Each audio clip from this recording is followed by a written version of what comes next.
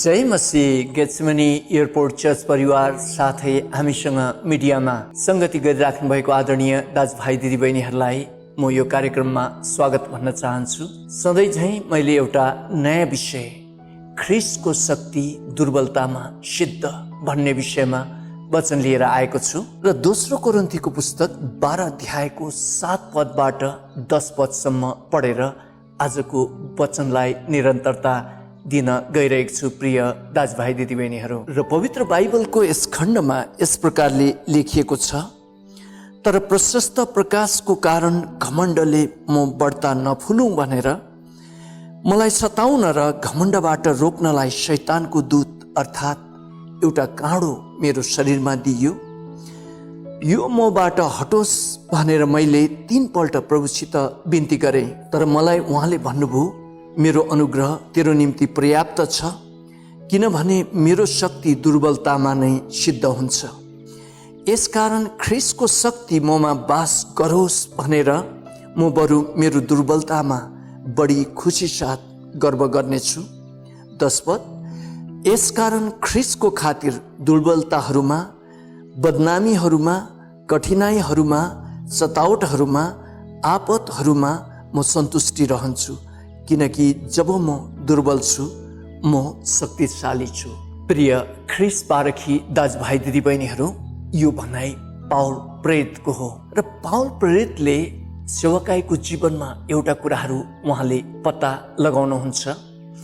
त्यो कुरा चाहिँ प्रभुले हामीलाई शक्तिशाली बनाएर उहाँले उहाँको काम गर्नुहुन्न, तर प्रभुले उहाँको काम गर्नको लागि हामीलाई दुर्बल बनाउनुहुन्छ र हाम्रो दुर्बलतामा चाहिँ उहाँले आफ्नो शक्ति प्रदर्शन गर्नुहुन्छ। र उहाँले भन्दै हुनुहुन्छ कि उहाँको शरीरमा एउटा काँडो बिजे जस्तो छ र त्यो हटेर जाओस् भनिकन उहाँले धेरै पटक प्रार्थना गर्नुभयो, तर त्यो हट्नको सट्टा प्रभुले उहाँलाई भन्नुभयो कि मेरो शक्ति चाहिँ दुर्बलतामा सिद्ध हुँदछ र जो तिम्रो दुर्बलतामा म आफ्नो शक्ति प्रदर्शन गर्नेछु भनिकन प्रभुले पाउल प्रेरितलाई भन्नुभयो भनिकन उहाँले यहाँ यो गवाई दिनुहुन्छ।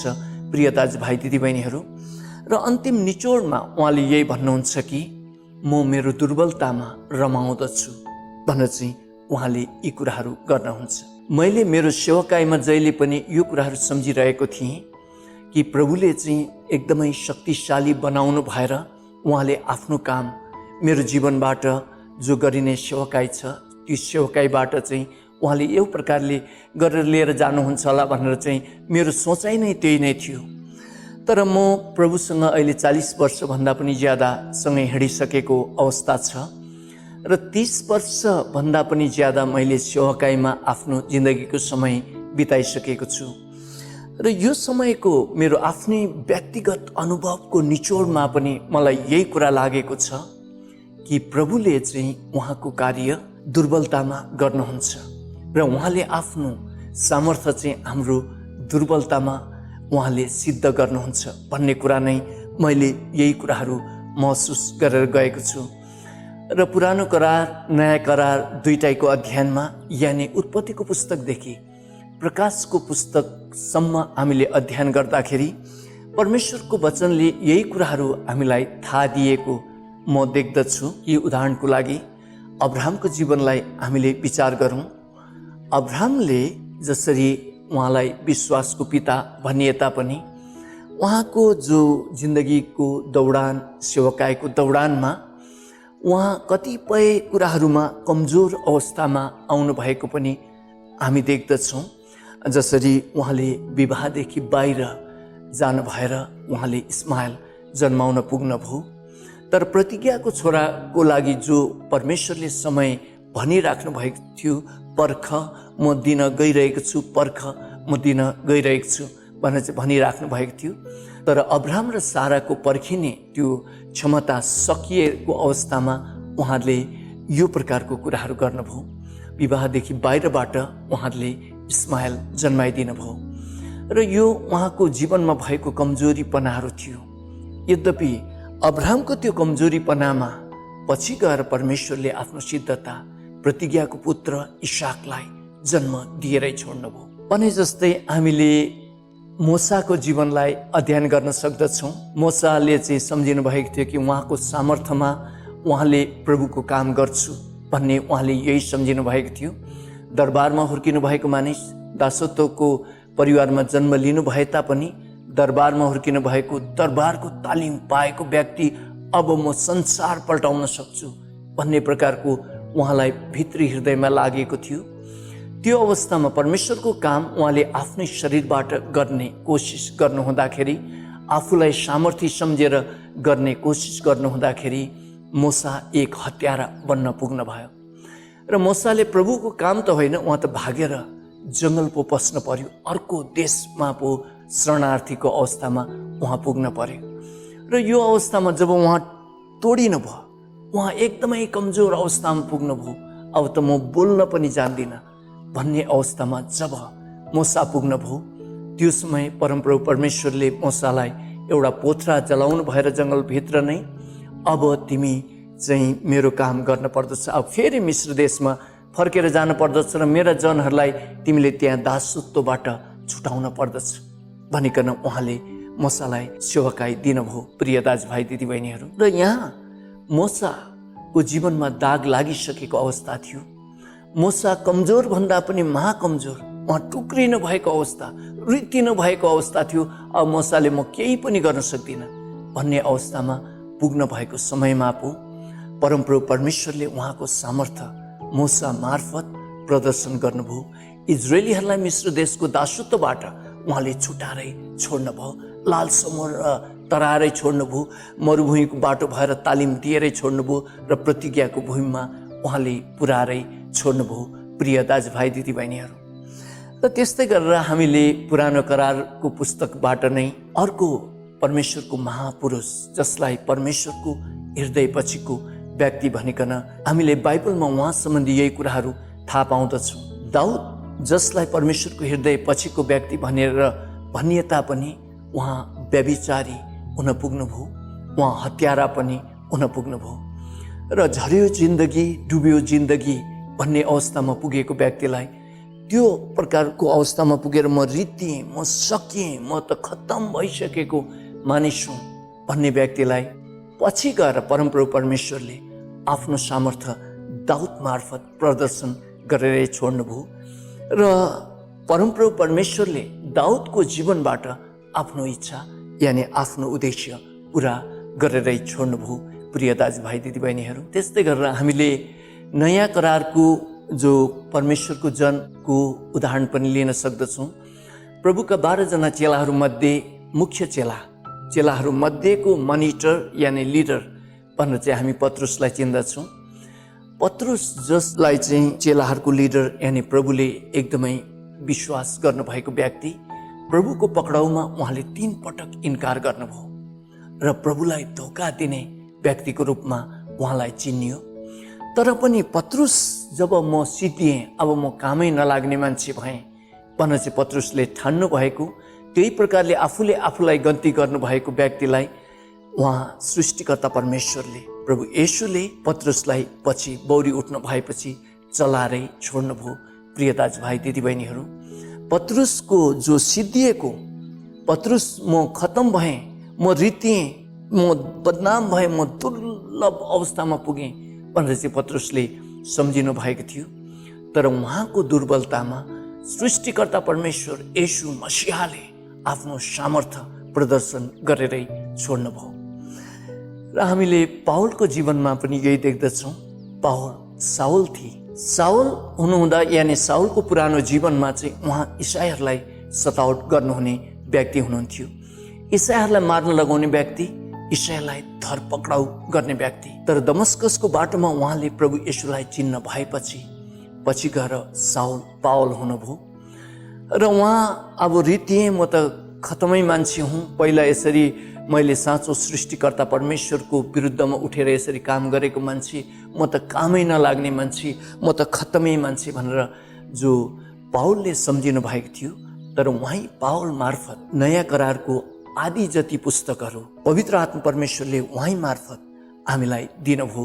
प्रिय दाजुभाइ दिदीबहिनीहरू, र पावल प्रेरितले यहाँ भन्दै हुनुहुन्छ, दोस्रो कोरिन्थीको पुस्तक 12 अध्यायको 7 पददेखि 10 पदसम्म कि उहाँको दुर्बलतामा चाहिँ सृष्टिकर्ता परमेश्वर येशू मसीहले आफ्नो सामर्थ्य प्रस्तुत गर्छु भनेर चाहिँ भन्नुभयो र मेरो बदनाममा, मेरो दुर्बलतामा, यी सबै कुराहरूमा त उहाँले आफ्नो शक्ति प्रदर्शन गर्नुहुँदो रहेछ भनिकन पावलले यहाँ गवाई दिइराख्नु भएको छ।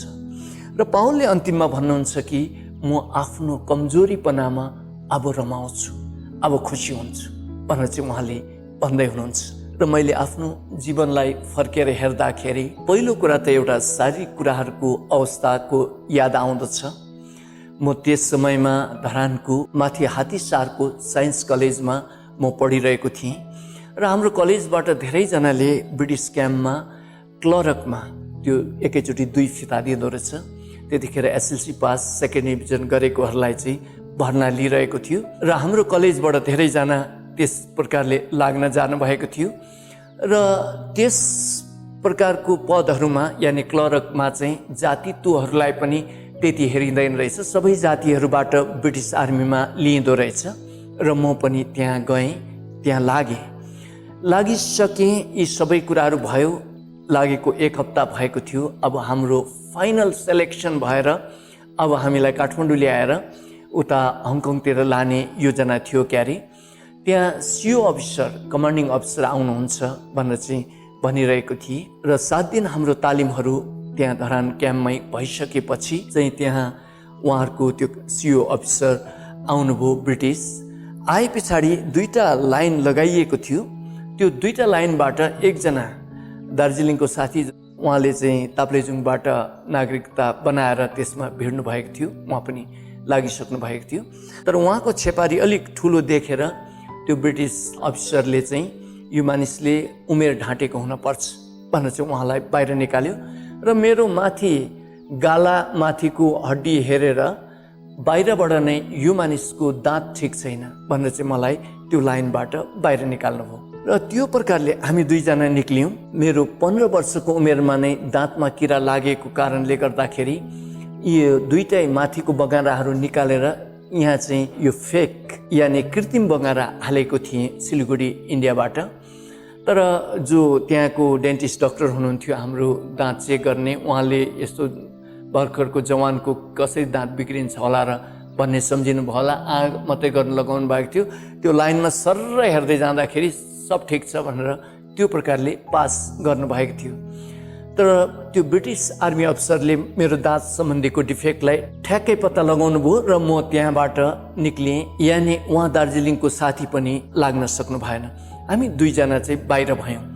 तर मेरो मनमा चाहिँ एक प्रकारको निराशा आयो। मैले त्यस समयमा प्रभु येशूलाई मुक्तिदाता भनेर चिनेको थिइनँ। मेरो एउटा ठुलो इच्छा थियो ब्रिटिस आर्मीमा त्यो पोस्टमा लागेर जानको लागि।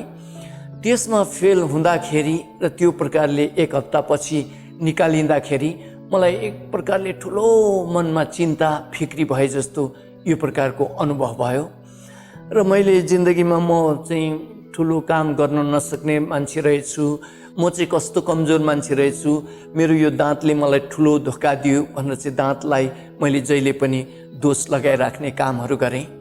तर जीवनको अन्तर्यालमा मैले ख्रीष्ट येशूलाई मुक्तिदाता भनेर पछि चिनेर म प्रभुमा अगाडि उर्किँदै बढ्दै गएँ। र दाँतलाई चाहिँ मैले एकदमै मेरो जीवनको एकदमै कमजोर कुरा भनेर चाहिँ यसरी सम्झिराखेको थिएँ। तर प्रिय दाजुभाइ दिदीबहिनीहरू, अहिले आएर यो मेरो सोचमा, यो पक्का सोच हो। यो सोचमा मैले यही कुराहरू म निष्कर्षमा पुगेँ। म ब्रिटिस आर्मीको त्यो क्लर्कमा लागेर गएको भएदेखि म त्यस समय घमण्डी व्यक्ति थिएँ। मैले कुनै हालतमा पनि धन पनि भएको, मान पनि भएको, यी सबै प्रकारको अवस्थामा प्रभु येशूलाई मुक्तिदाता भनेर मैले चिन्न सक्दैन थिएँ। मैले प्रभुलाई निश्चय नै इन्कार गर्थेँ होला। तर त्यो दाँतको कारणले गर्दाखेरि म ब्रिटिस आर्मीमा लागिनँ। मसँग प्रशस्तै पैसाहरू भएन, म त्यो हाइफाईको जिन्दगीमा गइनँ। तर पछि प्रभुले बिस्तारै विभिन्न घटनाको पछि मलाई उहाँले चिनारै छोड्नुभयो र मेरो आमाको गर्भमा सृष्टि गर्नुहुने परमेश्वर येशू मसीहा हुनुहुँदो रहेछ र उहाँ मेरो पापको लागि क्रुसमा मर्नु भएको पक्कै रहेछ, उहाँको रगतमा मेरो पाप धोइएको रहेछ भन्ने कुरालाई मैले पछि चिने। विश्वास गरेँ र त्यो पछि त मैले बिस्तारै यो कुराहरू थाहा गर्न थालेँ। यो दाँत मेरो 15 वर्षको उमेरमा किरा लागेर बिग्रिन चाहिँ राम्रो भएछ र यो दाँत चाहिँ अनन्त जीवनको लागि एउटा ठुलो माध्यम पो हुन पुगेछ भनेर चाहिँ मैले त्यो समयमा पो मेरो त्यो कमजोरी, दाँतको कमजोरी त मेरो अनन्त जीवनको भागीदारी सम्बन्धित एउटा पुल जस्तो पो बन्न पुगेछ भन्ने कुराहरू मैले महसुस गरेँ। प्रिय दाजुभाइ दिदीबहिनीहरू, र यहाँ पावल प्रेरितले दोस्रो कोरिन्थीको पुस्तक 12 अध्यायमा यही कुराहरू भनिराख्नु भएको छ कि म मेरो कमजोरीमा म रमाउँछु, किनकि प्रभुले मलाई भन्नुभयो कि तिम्रो कमजोरीमा म आफ्नो सामर्थ्य देखाउँछु भनेर चाहिँ भन्नुभयो भन्ने कुराहरू चाहिँ यो दाँतको कुरा लिएर र ब्रिटिस आर्मीको क्लर्कको भर्नाको कुरा लिएर र मेरो जिन्दगीको कुरा लिएर र मेरो अनन्त जीवनको सम्बन्धको कुरा लिएर म अहिले यी कुराहरूमा प्रभुलाई धेरै धन्यवाद दिन्छु र दाँतको कमजोरीलाई चाहिँ मेरो आत्मिकी जीवनको यानि अनन्त जीवनको लागि एउटा ठुलो सामर्थ्य सम्झदछु। र यति भन्दै म टेकदाल आजको वचनबाट बिदा हुन्छु। जय मसीह।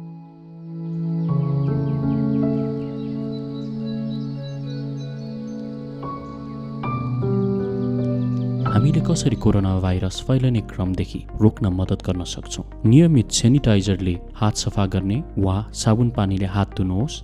साबुन पानीले नधुएको हातले आँखाहरू, नाक र मुख नछुनुहोस्। 6 फिट जति सामाजिक दूरी कायम राख्नुहोस्। हाछिउ गर्दा आफ्नो कुइनो वा रुमालले छोप्नुहोस्। बाहिर जाँदा वा भिडमा अनिवार्य मास्क लगाउनुहोस्। यदि तपाईँलाई रुगाखोकी, ज्वरो वा सास फेर्न समस्या भएको छ भने तुरुन्तै नजिकैको स्वास्थ्य चौकीमा सम्पर्क गर्नुहोस्। केचेमने एयरपोर्ट चर्च स्वास्थ्य विभाग। धन्यवाद।